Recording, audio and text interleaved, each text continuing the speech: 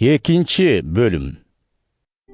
Боор достор, силерге келгенимде Кудайдын акыйкаттыгы тууралуу купуя кабарды чечендикке же акылмандуулукка салып жар салууга далалаттанганым жок.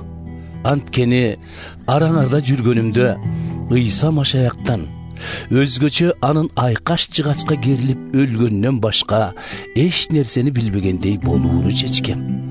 Ошентип силерге келгенимде алдыңарда эч дарманым жок. Коркконуман калтырап титиреп турган элем. Сүйлөгөн сөзүм менен айткан насаатымда адам акылмандыгынан келип чыккан сөздөрдү колдонгонум жок. Силерди ынандырган менин кебим эмес, Кудайдын кудуреттүү руху. Демек, ишенимиңер адам акылына эмес, Кудайдын кудуретине негизделген. Албетте, рухи жетилгендерге сөз айтканда биз деле акылмандыкка таянып сүйлөйбүз.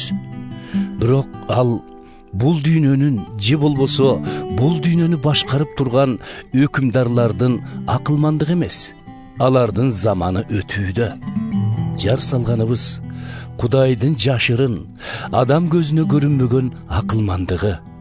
Бизди өз улуулугуна бөлөш үчүн Кудай аны те алмустактан мурда эле дайындап койгон. Бул акылмандыкты дүйнөнүн өкүмдарлары түшүнө алышпайт. Түшүнүшсө, улуулуктун эгесин айкаш жыгачка кадашмак эмес. Кантсе да ыйык жазуунун мындай деп айтылган жери бар.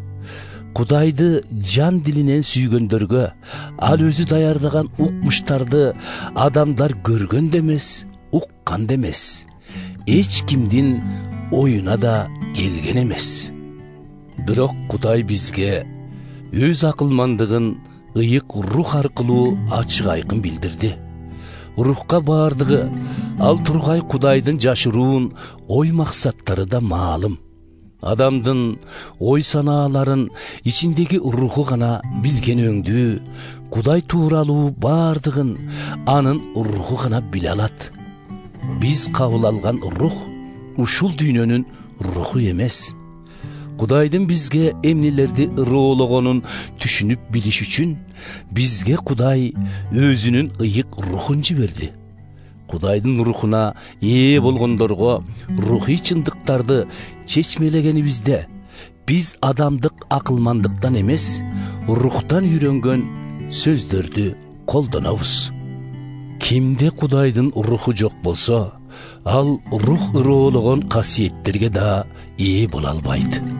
Алар анын түшүнүгүнөн сырткары туруп, ага эч маңызы жоктой көрүнөт.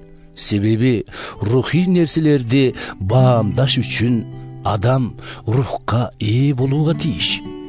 Ыйык рухка ээ болгондор болсо, баардыгын баамдай алышат. Бирок алардын өздөрүн баамдоого эч кимдин кудурети жетпейт. Кудайдын акыл оюн барбы билген? Кимиси эгебизге кеңеш берген? Биз болсо Машаяктын акыл оюн түшүнө алабыз.